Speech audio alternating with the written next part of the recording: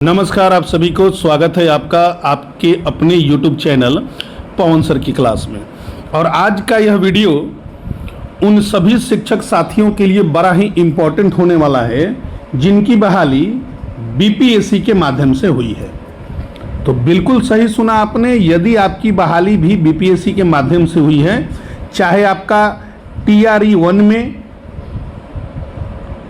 TRE 2 में, TRE 3 में, BPSC HM में या BPSC HT में हुई है, तो यह वीडियो आपके लिए बड़ा इम्पोर्टेंट है और वीडियो के अंत तक बने रहिएगा। और वीडियो अगर अच्छे लगे तो जानकारी को शेयर करिएगा और चैनल पे पहली बार आए हैं तो चैनल को सब्सक्राइब करके वीडियो को लाइक जरूर कीजिएगा। आइए इस वीडियो को शुरू करते हैं। जैसा कि आप सभी को पता है कि अभी बहुत ही जोरों शोर से ई शिक्षा कोष पे शिक्षकों के प्रोफाइल अपडेशन का कार्य चल रहा है। यदि आपने अभी तत्काल में अपने ई शिक्षा कोष के प्रोफाइल का विजिट किया होगा और वहां से शिक्षक वाले ऑप्शन में जाकर अपना प्रोफाइल खोल के देखे होंगे, और यदि आपकी बहाली BPSC के माध्यम से किसी भी कैटेगरी में हुई है, चाहे TRE 1 हो, चाहे TRE 2 हो, चाहे TRE 3 हो या HM हो या HT, आपका सेवा इतिहास, आपका विवरण देखें, ये रेड कलर में दिख रहा होगा। ये जो ऑप्शन है वो सब आपका रेड कलर में दिख रहा होगा। साथ ही यदि आप इसमें से किसी को भी क्लिक करें तो क्लिक करने के बाद आपको लिख रहा होगा no data found, no data found. तो अब ये प्रश्न ये है कि ऐसा क्यों हो रहा हो, ऐसा क्यों हो रहा है और इसके लिए क्या करना होगा। तो बहुत सिंपल सी बात है कि जब आपकी बहाली BPSC के माध्यम से हुई थी, उस समय आपने एक 11 पेज का ई शिक्षा कोर्स का फॉर्म भरकर दिया होगा। उस समय कुछ हुआ ऐसा था कि ई शिक्षा कोर्स पर उन सभी प्रविष्टियों की एंट्री नहीं की गई थी, बल्कि सिर्फ रजिस्ट्रेशन किया गया था। और रजिस्ट्रेशन किया गया था और उतनी ही सूचनाएं फिल की गई हैं जितनी सूचनाओं से आपका काम चल जा रहा है। लेकिन अब यदि आप इसको देखना चाहते हैं तो आप इस वाले आइकॉन को, जैसे प्रिंट टीचर डिटेल्स को अगर आप क्लिक करेंगे तो आपका पूरा का पूरा डिटेल्स खुल जाएगा। और उस डिटेल्स में आप देखेंगे कि बहुत ऐसी जानकारियां हैं जो अभी भी मिसिंग हैं और उसमें वो जानकारी नहीं है। और यही कारण है कि आपका ये वाला जो सेक्टर है ये रेड कलर का दिख रहा है। अब प्रश्न ये है कि इस समस्या का समाधान क्या है। तो इस समस्या के समाधान के लिए पहले हमें राज्य से जारी उस पत्र का अवलोकन करना होगा। आइए उस पत्र का अवलोकन करते हैं। देखिए, यही वो पत्र है। हालांकि इस पत्र में जिला शिक्षा पदाधिकारी सारण के द्वारा निर्गत पत्र है, लेकिन इस पत्र में रिफ्रेशन जो है वो प्राथमिक शिक्षा निदेशक का दिया हुआ है।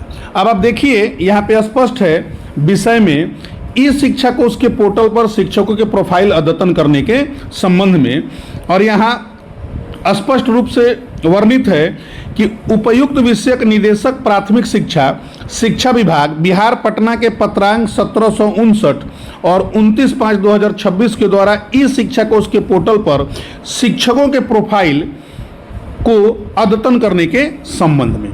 आगे इस पत्र में हम देखेंगे कि यहाँ वर्णित है कि ज्ञातव्य हो कि शिक्षक प्रोफाइल के तहत कुल 54 अनिवार्य फील्ड हैं जिसे भरा जाना आवश्यक है। इन 54 अनिवार्य फील्ड में पहला जो सबसे इंपॉर्टेंट है वो कि पंजीकरण है, दूसरा पदस्थापन का विवरण है, तीसरा व्यक्तिगत सूचना है, चौथा स्थायी सूचना है और पांचवा वर्तमान पता में विभक्त है। यानी कि जो ये प्रोफाइल है, इन प्रोफाइल को इतने वर्गों में बांटा गया है। जैसा कि मैंने आपसे पहले कहा कि जिस समय आपकी बहाली हुई थी और जब आपका ई शिक्षा कोष के अपडेशन का कार्य चल रहा था, कन्वर्जन का काम चल रहा था, उस समय सिर्फ आपका पंजीकरण ही किया गया है। बाकी बहुत सारी जानकारियाँ हमारी पूरी तरह से अपडेट नहीं की गई। हाँ, ये हो सकता है कि किसी किसी शिक्षक साथी का जानकारी फुलफिल होगा, लेकिन बहुतेरे ऐसे शिक्षक हैं जिनका जानकारी पूरा का पूरा क्लियर नहीं है।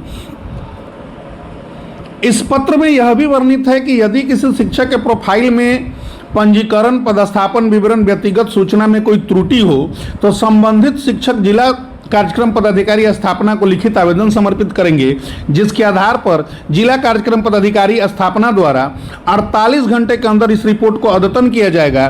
तत्पश्चात सबमिट बटन को क्लिक करने के बाद इस शिक्षा कोष पर उक्त शिक्षा की विवरणी जो होगी वो फ्रीज हो जाएगी। तो स्पष्ट रूप से निर्देश है कि यदि आपके पंजीकरण में, पदस्थापन के विवरण में या व्यक्तिगत सूचना में किसी भी प्रकार की त्रुटि है तो उसके लिए आपको जिला कार्यक्रम पदाधिकारी के कार्यालय से संपर्क करना पड़ेगा। और आपकी इसी सुविधा के लिए आप सभी के इसी सुविधा के लिए जिला कार्यक्रम पदाधिकारी के द्वारा एक ई शिक्षा कोष के लिए DCF फॉर्म की व्यवस्था की गई है। और यहाँ पे आप ये देख रहे हैं कि आपके स्क्रीन पर ये DCF फॉर्म का प्रारूप यहाँ पे हम आपको दिखा रहे हैं। इस DCF फॉर्म में आप देखें रजिस्ट्रेशन इंफॉर्मेशन के रूप में कुछ सूचनाएं हैं जो आपको भरकर देनी है। इसके बाद यहाँ पोस्टिंग डिटेल्स में आपको जो सूचना है वो भरकर देना है। उसके बाद यहाँ पर्सनल इंफॉर्मेशन में आपको कुछ सूचना देना है। इस प्रकार यहाँ परमानेंट एड्रेस का और यहाँ करेंट एड्रेस का भी आपको, यानी कि कुल 59 प्रश्नों का यह पूरा का पूरा आपका एक प्रपत्र है जो DCF फॉर्म के नाम से जाना जाएगा।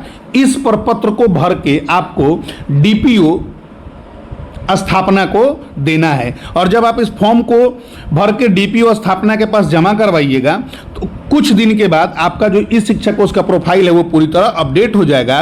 और जो आपके इस शिक्षा कोष के प्रोफाइल में जो रेड दिख रहा है वो रेड जो होगा वो ग्रीन में चेंज हो जाएगा। तो आप जल्दी से जल्दी आप सभी अपने अपने जिला में ये DCF फॉर्म भरकर, जिनका भी प्रोफाइल अभी भी पूरा का पूरा रेड दिख रहा है और वो ज़्यादातर BPSC से बहाल शिक्षक हैं, है ना।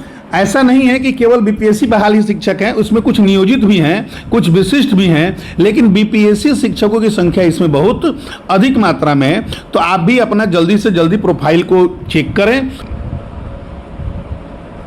यदि आपका प्रोफाइल इस तरह से रेड दिख रहा है तो आप जल्दी से DCF फॉर्म भरकर अपने जिले के जिला स्थापना या जिला कार्यक्रम पदाधिकारी स्थापना में समर्पित करना सुनिश्चित करें। बहुत से जिलों में यह काम BEO के माध्यम से भी किया जा रहा है। जैसे सारण जिले में DPO स्थापना के द्वारा एक पत्र निर्गत किया गया है, जिस पत्र में इस बात का वर्णन है कि आप सीधे स्थापना में न जाकर उक्त DCF फॉर्म को भरकर आप BEO के कार्यालय में जमा करेंगे और BEO कार्यालय से प्रतिदिन उस फॉर्म को एक विशेष दूत के द्वारा स्थापना को पहुंचाया जाएगा।